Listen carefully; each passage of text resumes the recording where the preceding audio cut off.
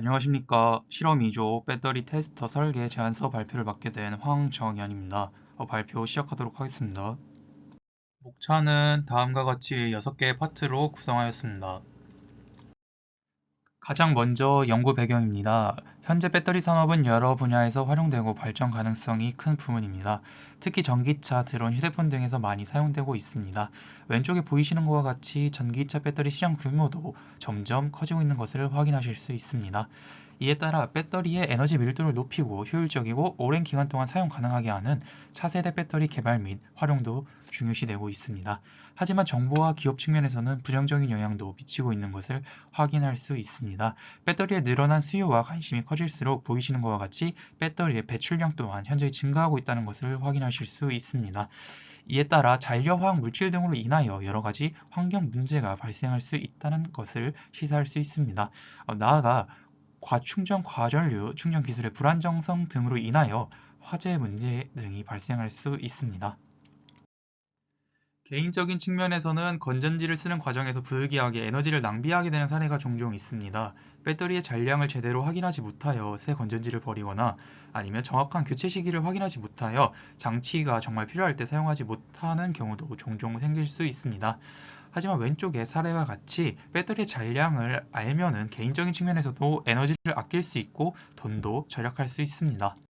위와 같은 문제를 예방하고 해결하기 위해서는 배터리 발전사를 잠깐 살펴보도록 하겠습니다.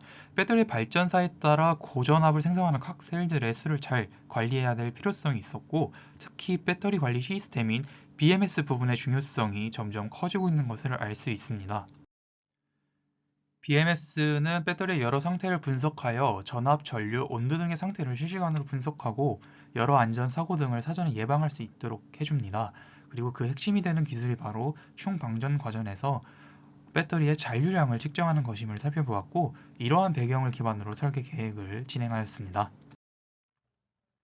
개념 설계 부분을 시작하도록 하겠습니다. 1.5V AA 건전지를 기본적으로 하여 특성을 분석하였습니다.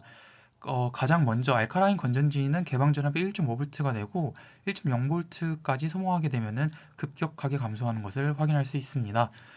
이는 리튬과 니켈과 다르게 시간에 따라 전압이 지속적으로 바뀌면서 기울기가 가파르게 변하는 점이 있어 본 설계 실험의 가시적인 결과를 확인하기 위하여 사용되면 좋다고 파악하였습니다. 1.5V 건전지의 관련 스펙은 다음과 같이 나타낼 수 있습니다. 네, 두 번째로는 AA 배터리의 부하 전류에 따른 전압의 특성에 대해서 살펴보도록 하겠습니다. 다음과 같이 세 가지 그래프를 통해 분석을 하실 수 있고요. 현재 시장에서 판매 중인 5개의 알카라인 건전지와 1개의 리튬 건전지를 분석을 해보았습니다. 그림에서 보이시는 것과 같이 로드 전류가 커지게 되면 더 빠르게 방전이 되는 것을 확인하실 수 있습니다. 또한 이 그래프가 비선형적인 감소를 하고 있다는 것도 확인할 수 있습니다. 나아가 시간이 지나면 건전지의 전체적인 용량도 작아지는 것을 확인하실 수 있습니다. 네, 세 번째로는 개방 전압에 대해서 말씀드리도록 하겠습니다. 개방 전압은 전류의 흐름이 없을 때 측정한 전극의 전이차를 의미합니다. 개방 전압은 이번에 네른스트 식을 통해서 화학적인 공식으로 반응 물질의 실질적인 농도 차이를 고려하여 이제 나타낼 수 있습니다. 또 다른 방식으로는 SOC를 이용하여 OCV를 구하는 방식도 있는데요. SOC는 배터리의 충전량 관련된 공식, 1번 공식을 이용하여 구하실 수 있고요. SOC와 OCV의 관계는 비선형적인 증거 관계이기 때문에 이런 관계를 이용하셔서 이제 배터리의 잔량을 측정하실 수 있습니다. 뿐만 아니라 마지막으로 개방 회로의 전압과 출력 전압을 이용해서 OCV 함수로 입출력 전류를 계산한 뒤에 이를 시적분하여 나머지 배터리 잔량을 계산하는 방식도 취하실 수 있습니다. 네, 네 번째로는 전지 내부의 저항을 고려하여 측정하는 방법에 대해서 살펴보도록 하겠습니다. 전지 내부의 저항은 키르히호프 법칙의 전압 법칙, 그 다음에 전압 분배 볼티지 디바이저를 이용하여 구하실 수 있습니다. 아래 식과 같이 인가 전압에 대한 전압 강화를 계산하고 여기서 오메 법칙을 쓰시면 아래와 같이 식을 구하실 수 있습니다. 물론 전압 분배 법칙에 관련된 식을 다음과 같이 V에 대한 식이 아니라 R에 대한 식으로 바꿔서 표현하여 사용합니다. 이번엔 작동 전압에 대해서 살펴보도록 하겠습니다. OCV- 기준 전류에다 내부 저항을 곱하여 사용합니다. 이러한 방식을 통해서 시간에 따라 전압이 감소하고 배터리 잔량이 줄어드는 것을 임의로 조절하여 설정할 수 있습니다. 네, 마지막으로는 LM3914의 특성에 대해서 설명해 드리도록 하겠습니다. LM3914는 LED바의 점등을 최대 최소의 전압의 입력에 따라서 제어하실 수 있습니다. 이 과정에서 내부 저항 자체가 크기 때문에 자체적으로 LED에 대한 저항을 구성하실 필요가 없습니다. 또한 모드를 설정할 수 있는데요.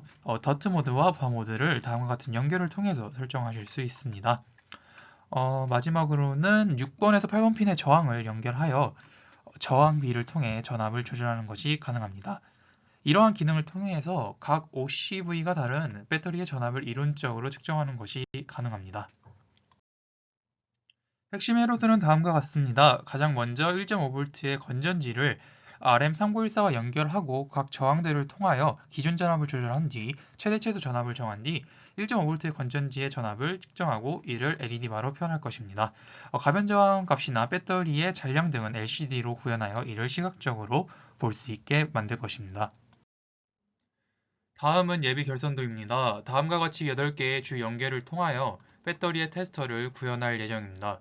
조금 더 간소화시키면 하나의 브레드보드 정도의 공간에서도 기능 구현이 가능하게 만들 예정입니다. 네, 블록 개념도에 대해서 설명해 드리도록 하겠습니다.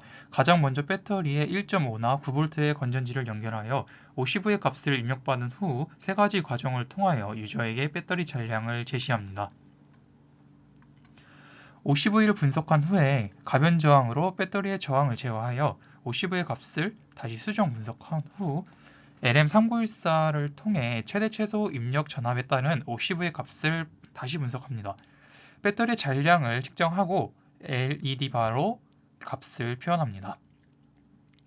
두 번째 과정으로는 스위치를 통하여 부하 저항이 연결되고 내부 저항을 측정합니다. 이 값을 아두이노 우노에게 전달하여 20 곱하기 4 LCD의 VL 분석을 통하여 잔량을 분석하고 내부 저항 값과 잔량이 표현되게 만듭니다.